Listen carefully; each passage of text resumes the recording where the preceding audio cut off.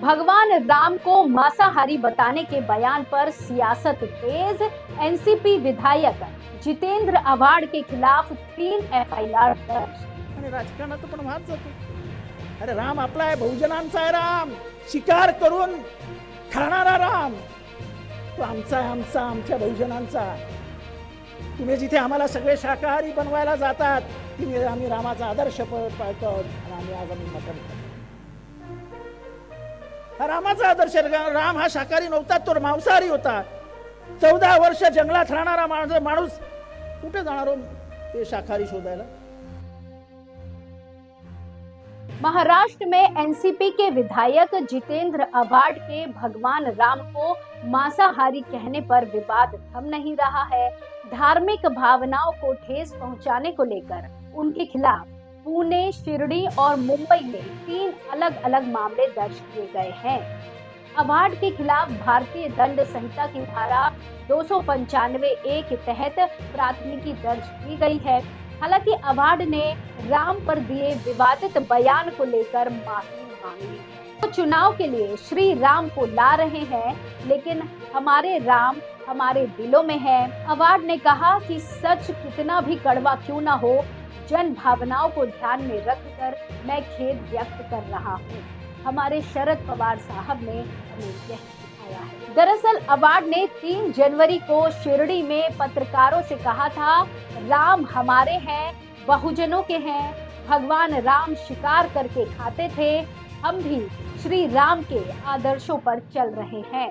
राम को आदर्श बताकर लोगों पर शाकाहारी खाना थोपा जा रहा है। इस पूरे मामले में अब जमकर बवाल हो रहा है। जितेंद्र आव्हाड के बयान को लेकर बुधवार देर शाम जमकर हंगामा हुआ। अजीत गुट के एनसीपी कार्यकर्ताओं ने थाने स्थित आव्हाड के घर के बाहर विरोध प्रदर्शन किया और वो जितेंद्र आव्हाड के घर पर भगवान राम की तस्वीर लेकर आरती करने पहुंचे थे। उन्होंने जय श्री राम और जितेंद्र आव्हाड मुर्दाबाद के नारे भी लगाए। इस घटना के बाद जितेंद्र आव्हाड के घर के बाहर भारी संख्या में पुलिस तैनात की गई। हालांकि विवाद यही खत्म नहीं हुआ। जैसे ही प्रदर्शनकारी वहां से गए, जितेंद्र आव्हाड के लोगों ने उस जगह को गोमूत्र से साफ किया। अब आपको बताते हैं कि पूरा मामला क्या है। दरअसल भाजपा विधायक राम कदम ने महाराष्ट्र सरकार से अपील की थी कि 22 जनवरी को अयोध्या में प्राण प्रतिष्ठा समारोह के दौरान राज्य में शराब और मांसाहार पर 1 दिन का बैन लगाया जाए। इसके बाद शिरडी में 2 दिन के कार्यकर्ता सम्मेलन के दौरान आव्हाड का बयान आया। इसके बाद जितेंद्र आव्हाड ने सोशल मीडिया प्लेटफॉर्म पर एक पोस्ट के जरिए अजीत पवार पर हमला बोला। उन्होंने कहा कि श्री राम ने अपने भाई भरत को राजगद्दी देने के लिए 14 साल का वनवास स्वीकार किया था, लेकिन भरत ने भगवान राम की चरण पादुका को सिंहासन पर रखकर शासन किया है। यहाँ पिता समान चाचा शरद पवार को घर से बाहर निकाल दिया और वनवास पर भेज दिया गया।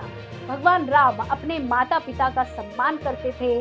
आपके नेता माता पिता का अपमान कर उन्हें घर से निकाल देते हैं।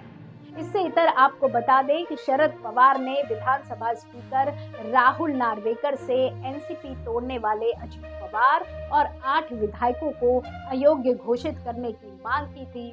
स्पीकर ने इस मुद्दे पर सुनवाई नहीं की तो शरद गुट ने सुप्रीम कोर्ट का दरवाजा खटखटाया। सुप्रीम कोर्ट ने इस याचिका को शिवसेना विधायकों के मामले के साथ जोड़ दिया था। अब दोनों मामलों की सुनवाई साथ में हो रही है। इसके अलावा अजीत पवार ने एनसीपी का सिंबल लेने के लिए चुनाव आयोग में याचिका भी दी थी। चुनाव आयोग ने अभी तय नहीं किया है कि पार्टी पर किसका अधिकार होगा। बहरहाल भगवान राम को मांसाहारी बताने के मामले में फिलहाल सियासत थमने का नाम नहीं। इस तरह की और खबरों के लिए जुड़े रहिए एयर न्यूज के साथ। धन्यवाद।